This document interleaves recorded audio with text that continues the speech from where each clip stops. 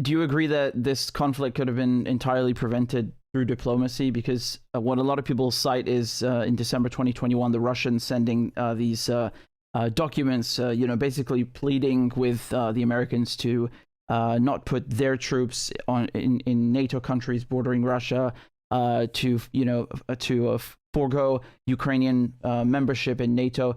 Do you agree that this, if the United States are potentially engaged, that the conflict could have been avoided? And how do you see this ultimately ending? Because, one way or another, it has to come to an end. That's certainly, you can't prove it, but the United States did officially say they're not taking Russian security concerns into consideration. They had taken them into consideration. They had pursued the Minsk II agreements.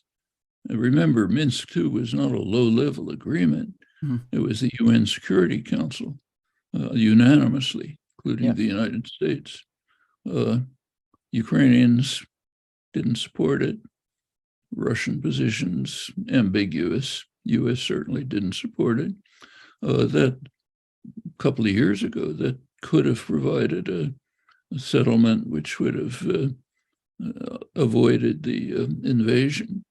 The rejection of the December 2021 proposals was another step.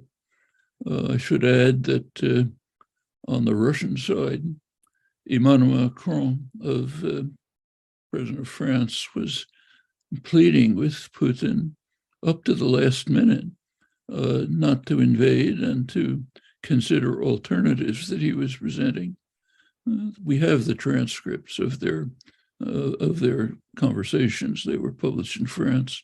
The U.S. stance for years has been to increase the provocation. Worth mentioning that this is over the objections, warnings of almost the top of the high level diplomatic elements in the U.S. system. George Kennan, Jack Matlock, Reagan's ambassador to Russia, William Burns, ambassador to Russia, now CIA director, Robert Gates, hawkish defense minister of the Bush administration, all warned that it was reckless and provocative to violate what everyone understood were the red lines of any Russian leader, Yeltsin, Gorbachev, anyone, namely not allowing Ukraine into a hostile military alliance. It's no Russian leader's going to accept that, and everyone understood it. So plenty of provocation, no justification. Now we're locked into a situation which, as I mentioned, has the logic of moving to terminal destruction. There's a lot of loose talk about nuclear war. A lot of people don't understand.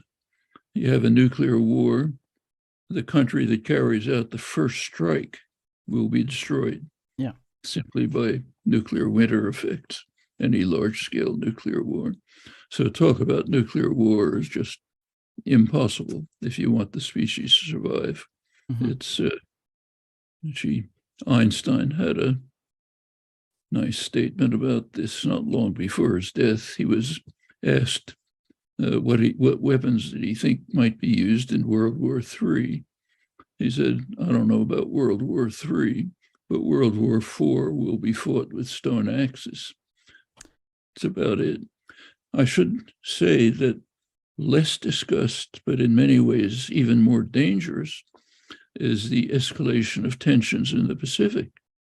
Right. The United States is carrying out highly provocative acts against China. China so far not reacting, but could begin to. This is, in fact, almost outlandish what's being said. One top U.S. Air Force general a couple of days ago said that we're going to be at war with China in 2 years. You can't be at war with China. You're all dead.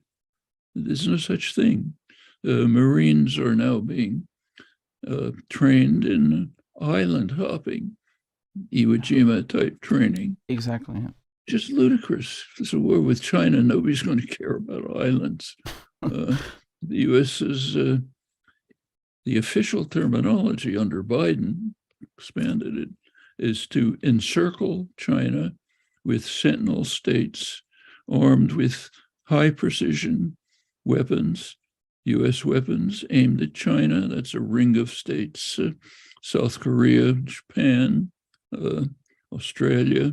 The U.S. has recently dispatched B-52s, nuclear-capable B-52s, for permanent installation in Darwin, Australia. That's flight distance to China. In Guam, the main flashpoint is Taiwan. There is an agreement between China and the United States on Taiwan back in the 1970s. The agreement it's called the One China policy. Both sides agree that Taiwan is legally part of China. Both sides agree not to take forceful, provocative measures to disrupt the existing situation. It's held for 50 years. That's a pretty impressive record in international affairs. It's now collapsing.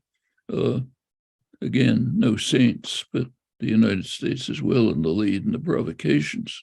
There are just reckless acts like Nancy Pelosi's trip to Taiwan, raising the diplomatic level, probably followed by Kevin McCarthy, so he says, current House Speaker, Senate Foreign Relations Committee, passed legislation, Taiwan Policy Act, which calls for giving Taiwan the status of any non-NATO ally, every country outside of NATO, no special diplomatic limitations.